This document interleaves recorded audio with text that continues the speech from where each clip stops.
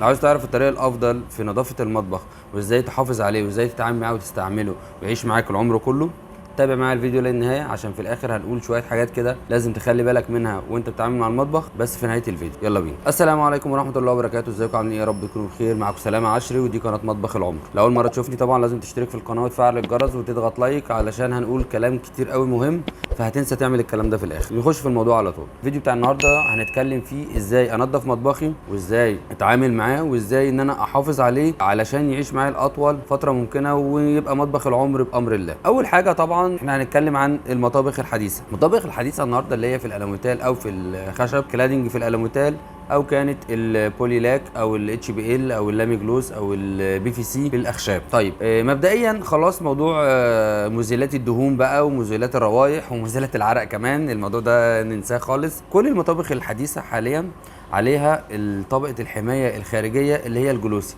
طبعا بتفرق من نوع لنوع ومن خامه لخامه، ولكن في النهايه بيديني الملمس الناعم على السطح زي كده. يعني الملمس الناعم على السطح زي ما احنا شايفين معاكم. طبعا انا مش بلعب جيتار، انا بوريكم بس الضرفه دي حاجه زي ما انتم شايفين. الانعكاسات في الضرفه والعاكس بتاعها عالي ازاي، ده دليل على انها هاي جلوسي. دي طبعا كانت ضرفه كلادنج. طبعا كلمه جلوسي جايه معانا من كلمه جلاس اللي هي الملمس الزجاجي. فكل الخامات الجديده النهارده الملمس بتاعها من بره يعتبر شبه ملمس الزجاج، فده يخلينا ان احنا نتعامل معاها قريب من معامله الازاز. طبعا احنا حضرتك ما بيجيش تنضفي الازاز بتاع النيش او ازاز السفره بسلك مواعين او بتنضفيه بقماشه خشنه عشان ما تجرحوش. نفس الكلام بتنضفيه بالجلانس والسبونشا او بقماشه ناعمه او فوطه ناعمه قطن كده. يعني نفس الكلام في المطابخ بالظبط. احنا هننضف المطبخ بتاعنا بالجلانس وبالفوطه الناعمه او بالسبونشا اللي هي السفنجه، وبالجلانس هيرجع معايا جديد وهيرجع معايا تحفه طبعا مع الاستمراريه في التنظيف. ان انا معلش برضو في ناس ممكن تسيب المطبخ بالشهور ما يتنضفش وتيجي تقول لك اصل الدهون لزقت عليه. حضرتك انت لا مؤاخذه بقى مش هتكلم انا اسف طبعا ما اقدرش اقول كده. حضرتك طبعا ده العيب عندك انت، مش العيب في المطبخ. انت المفروض تنظف مطبخك باستمرار والمفروض ست البيت ايدها فيه باستمرار، ما تخليهوش اللي هو شهور الدهون تلزق عليه وتحجر وفي الاخر تقول الجلانس مش نافع. ما اكيد مش هينفع. فالكلام ده احنا بنقوله اول باول. يعني مثلا كل اسبوع مره هتلاقي مطبخك عاش معاك العمر كله وكمان بقى جميل جدا وكأنه جديد. انا بركب مطابخ بخش عليها بعد سنه او سنتين لصيانه خفيفه، ابص الاقي المطبخ زي ما هو زي ما ركبته.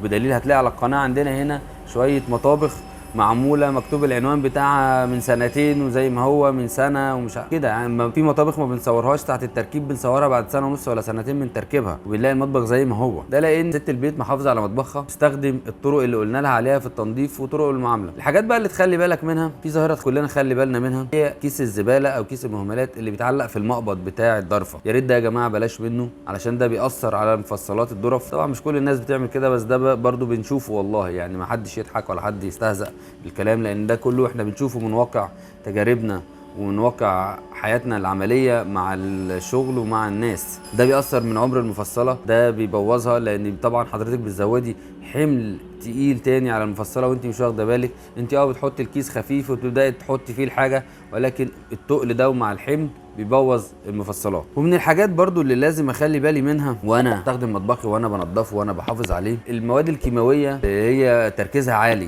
طبعا الكلام ده بلاش منه.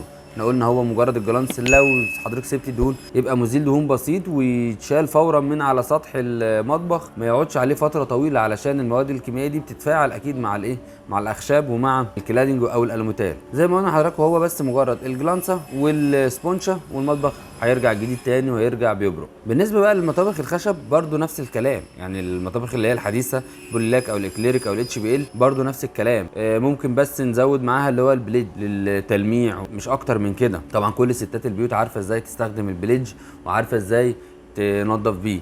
فمعانا البليدج ومعانا جلانس في المطابخ الاخشاب والسبونشا او الفوطه الناعمه هيظبط الدنيا خالص وهيرجع لك المطبخ جديد. لان زي ما قلت الملمس بتاع المطبخ او الخامات الجديده كلها بقت جلوسي، الكواليتي بتاعها بقى عالي جدا، بحيث ان انت من اقل تنظيف ومن اقل مسحه الدنيا هتنضف معاك بسهوله جدا، وهتلاقي المطبخ رجع بيلمع تاني. بس كده، ده كان الفيديو بتاعنا النهارده. ما تنساش لو عجبك الفيديو تعمل، او حسيت ان انت استفدت باي معلومه، تعمل سبسكرايب عشان تشوف معانا كل الفيديوهات الجديده في عالم المطابخ، وكمان تعمل شير لاصحابك لو في اي حد بيستخدم المطبخ بطريقه مش مظبوطه، فيا ريت تعرفوا على قناتنا.